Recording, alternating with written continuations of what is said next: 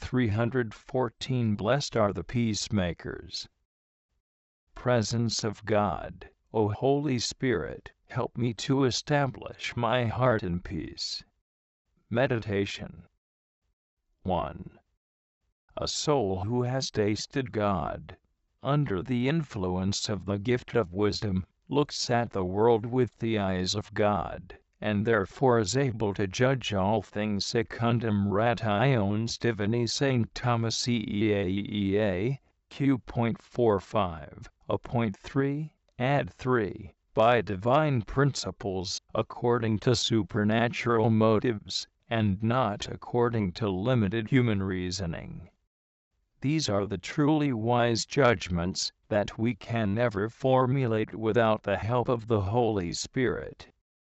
In fact, the sensual man, the man of the senses, and of natural reason, perceiveth not these things that are of the Spirit of God, for it is foolishness to him, and he cannot understand, because it is spiritually examined.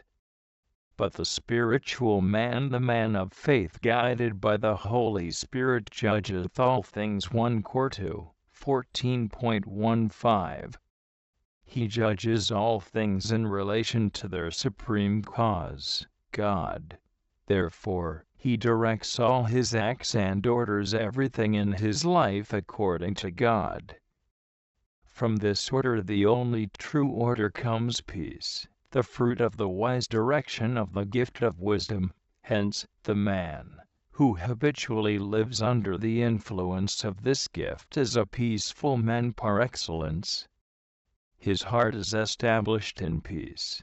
There is no longer anything disordered in it. All his affections and desires, all his thoughts and acts, are completely ordered according to God, being wholly submitted and conformed to his laws, to his will, to his good pleasure. One who possesses peace disseminates peace. A peacemaker, in the etymological sense, is one who makes peace, cultivates peace, and spreads it about him. This is why the gift of wisdom corresponds to the beatitude of peace. Blessed are the peacemakers.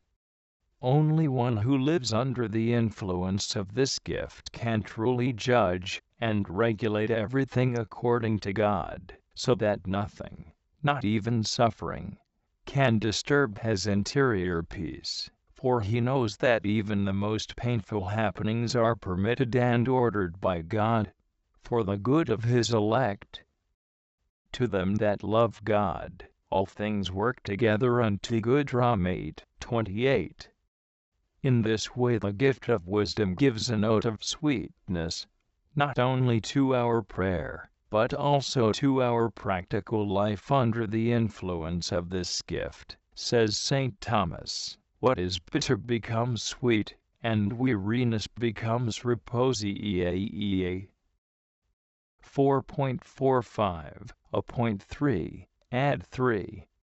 2. The gift of wisdom leads us to peace, the interior peace of the soul, who, having tasted God, gives itself to him without reserve, in complete surrender to his divine will, the serene peace of one who, seeing God in all things, accepts the hardships of life without being disturbed, adoring God's providence in all. Finally, it is the social peace of him who, considering all men in relation to God as his creatures and his children, loves them all, and wishes to live in peace with all. The more perfect it becomes, the more will this peace bring us to taste the reward promised by Jesus. Blessed are the peacemakers, for they shall be called the children of God. Me 5:9. All Christians are children of God by grace, but here we are considering the special reward which we might call a superabundance of the grace of adoption, an experience by which the soul not only knows, but even feels and tastes that it is a child of God. It is the savory sense of divine filiation which is born in the soul, under the influence of the gift of wisdom. The Spirit Himself giveth testimony to our spirit, that we are the sons of God. Rom 8:16. These words of St. Paul become a living reality, a delightful experience. The soul feels itself called a child of God, not by man, but by God Himself. No audible voice speaks to it, but the more it feels drawn by God, and enjoys Him, in intimate union, so much the more does it feel that He is its Father, and that, in very truth, it is His child. Our God is the God of peace. Therefore, it is perfectly right that the peaceful man, he who possesses and diffuses peace, should feel in a very special way that he is God's child. If men generally do not feel themselves to be children of God, it is because they are so little disposed to peace, so ready for disputes, quarrels, and war. They talk about peace but do not make peace, for they do not accept the guidance of the Spirit of wisdom. In their ignorance they prefer to be guided by themselves, and, as a result, they are dominated by pride, self-interest, and cupidity. They live in disorder, and they sow disorder around them. The more our soul becomes firmly established in peace, and the more we become messengers of peace, to that degree will the Holy Spirit infuse into us this delightful sense of our divine sonship, and this will become for us a source of immense happiness, a true prelude of eternal beatitude. Colloquy. O Holy Spirit, give us your wisdom, to teach and guide us, and to bring all things back to you, from whom they came. Oh, if we could really return to you, as we came out from you, like waves returning to the ocean, whence they came. Oh, if we could only make this complete return to you, we should be in perpetual happiness and perpetual peace. Your wisdom is the perfection which orders all things in relation to you, who are their end. It considers the past, looks at the present, and scans the future always in relation to you. From this orientation, peace, the sweet fruit of wisdom, is born in our hearts.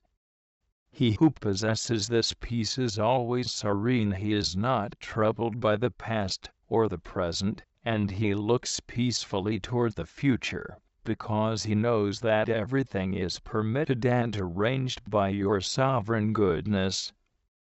O Eternal Father, give us light to know this peace, the cause of so many blessings, and without which we fall into so many faults and evils.